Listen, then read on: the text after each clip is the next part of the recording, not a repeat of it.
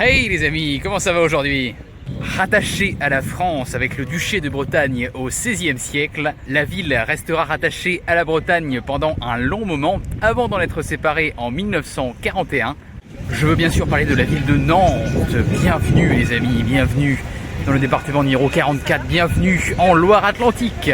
Alors ici, comme dans de plus en plus de villes en France, faut savoir que c'est une ZFE. Vous savez, avec les vignettes critères là, pour la pollution. Vous avez des vignettes de 1 à 5, et puis ensuite vous avez des véhicules qui ne rentrent même pas dans cette catégorie, ce qu'on appelle les véhicules non classés. Eh bien, c'est à cette catégorie qu'est rattachée la Préfectcar. Du coup ici, j'ai dû me garer vraiment à l'extérieur de la ville, mais vraiment extérieur, donc j'aurais voulu venir à pied là dans le centre-ville, j'aurais eu 1h15 de marche. Bon, j'aime bien marcher, mais 1h15 x 2, ça fait 2h30 l'aller-retour.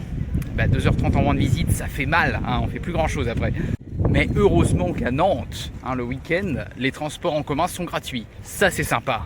Commençons notre visite par un site lié à l'une des plus anciennes industries de la ville de Nantes, à savoir la construction navale. On se situe là sur le lieu des anciens chantiers, qui laisse place au jour d'aujourd'hui à un projet artistique hors du commun, avec un véritable bestiaire mécanique mêlant l'histoire industrielle de la ville aux univers de Jules Verne et de Léonard de Vinci. J'ai nommé les machines de Lille. Et la star ici, la star les amis, c'est un éléphant.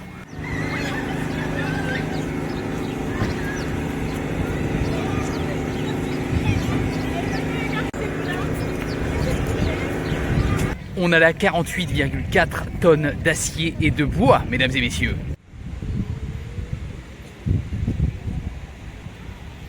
Quai de la Fosse. Ici, la ville de Nantes rend hommage à tous ceux qui ont lutté et qui luttent encore contre l'esclavage. Avec, vous voyez, donc sur le sol, on a plein de plaques, de petites plaques. Chacune de ces plaques contient le nom d'un navire ayant autrefois servi au transport d'esclaves. En effet, la ville hérite d'un triste passé, celui d'avoir hébergé le plus important port négrier de France. Bon, je ne sais pas si vous avez bien dormi la nuit dernière, mais en tout cas ici, on veut du bien à notre sommeil.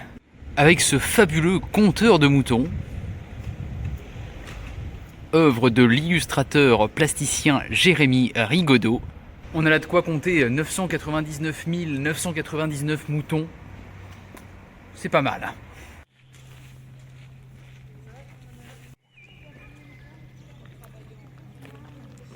Alors si vous avez un petit creux, vous pourrez toujours faire un tour à la brasserie La Cigale. Et vous me direz, apparemment on dit que c'est l'une des plus belles de France.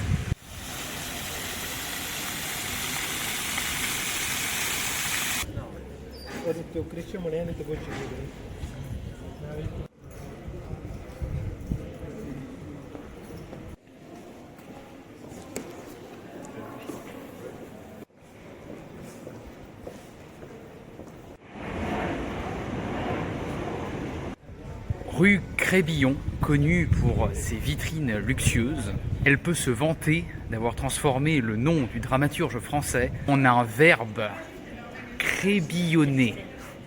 Faire du lèche-vitrine, si vous préférez.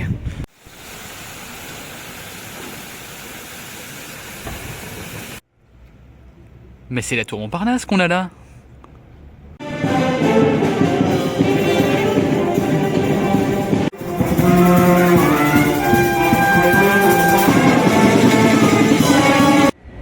Et nous y voilà, l'hôtel de ville de Nantes.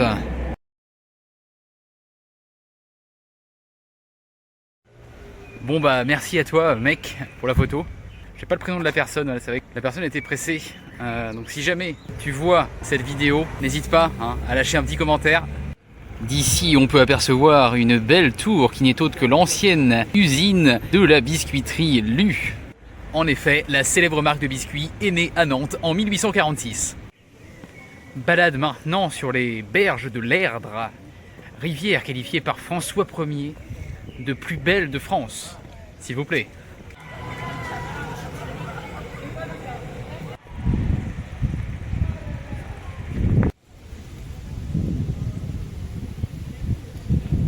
Alors ici à Nantes, si on regarde bien où est-ce que l'on met les pieds, on peut apercevoir cette étonnante ligne verte.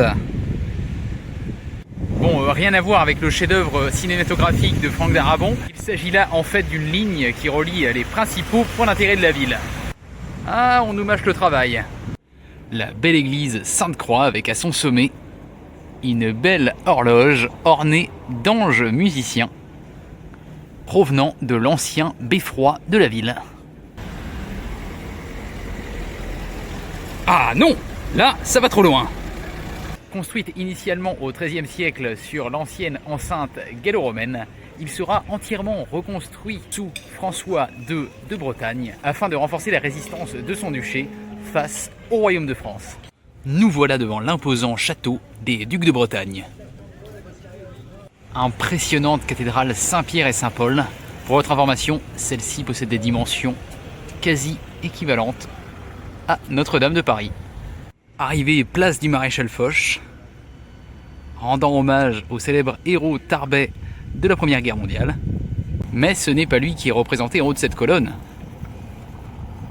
mais bien Louis XVI, et oui, l'une des très rares statues du roi encore visibles en France. Les amis, c'est ainsi que s'achève notre visite de la capitale de la Loire-Atlantique.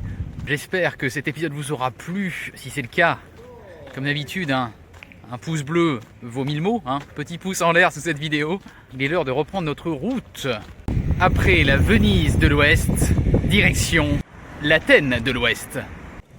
On se retrouve là-bas. À très vite les amis.